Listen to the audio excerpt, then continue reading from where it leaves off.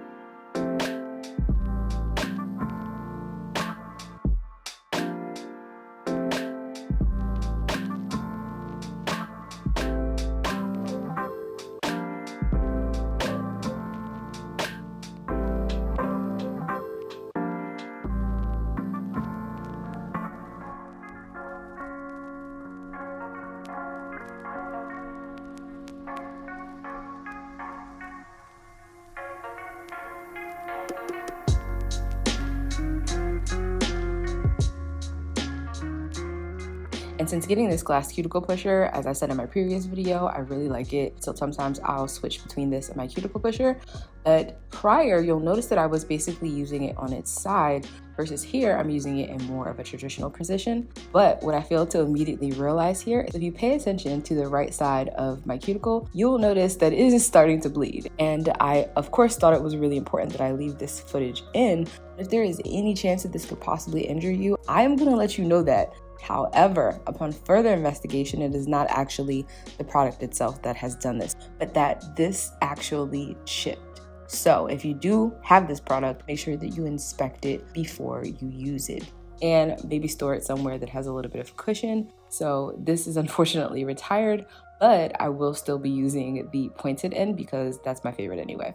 And if you're just like, nah, I would recommend that you go for the stone version because that I have never ever had any issues with. I'll make sure to link it in the description box. And remember, everything is also linked on my blog, so I'll put that down there as well, which I use Squarespace to run it. Also use it to create like a mobile site to go into the description box of all of my social media platforms. It's been well over a year now, and Sis pays her own coin, so you know it's real. And I feel like that's been well spent because they've been coming out with a lot of new features and products recently, which come in clutch. One of which is their new members area. So you can create exclusive members only content, which I haven't like dug deep into. Y'all know how I feel about education. It should be free, but if you guys are interested, let me know, because I mean, it's definitely a way to build a community that is a little bit more intimate, because when you're just posting it like this, it does welcome interactions that are uninvited. Case in point, I'm talking about my feet on the internet, and that gets people a little spicy. But if you are interested in signing up for Squarespace, you can get 10% off with my code. Just head to squarespace.com/abetweene.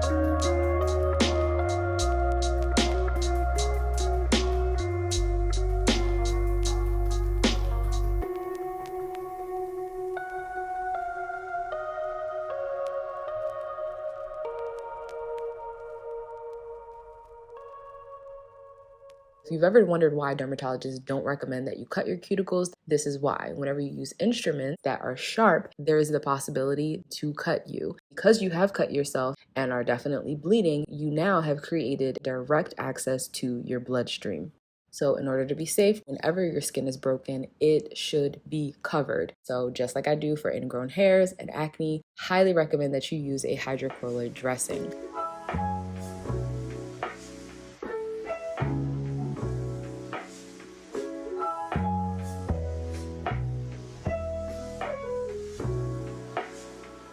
Of course, I also made sure that my skin was clean, and then I waited until the next day to actually soak my feet.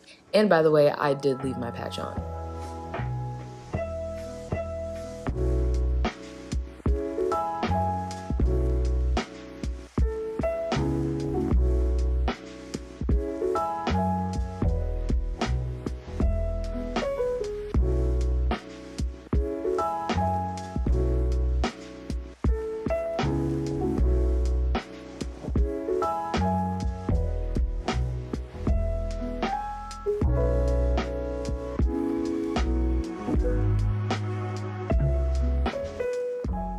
And in my last video, I left the hair alone, but it's time for it to go.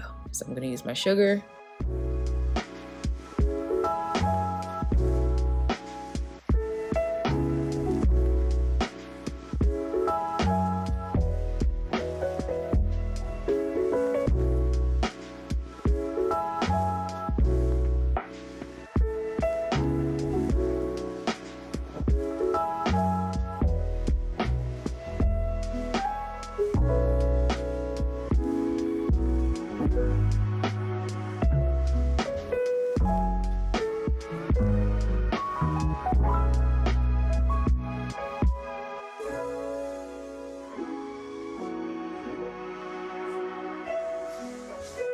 And ever since the summer, I've been loving this oil, so I'm gonna apply that and just pretend that it's still warm outside. And then we're ready to degrease the nails so that we can paint. And I haven't seen my natural nails for a while, so I contemplated not painting them at all, but as y'all know, that's a no-no, especially for me, because that is how my nails get cracked if they get too dried out, which they almost always do just from wearing socks. So I just decided to go for a little base coat, a little tint, and some top coat.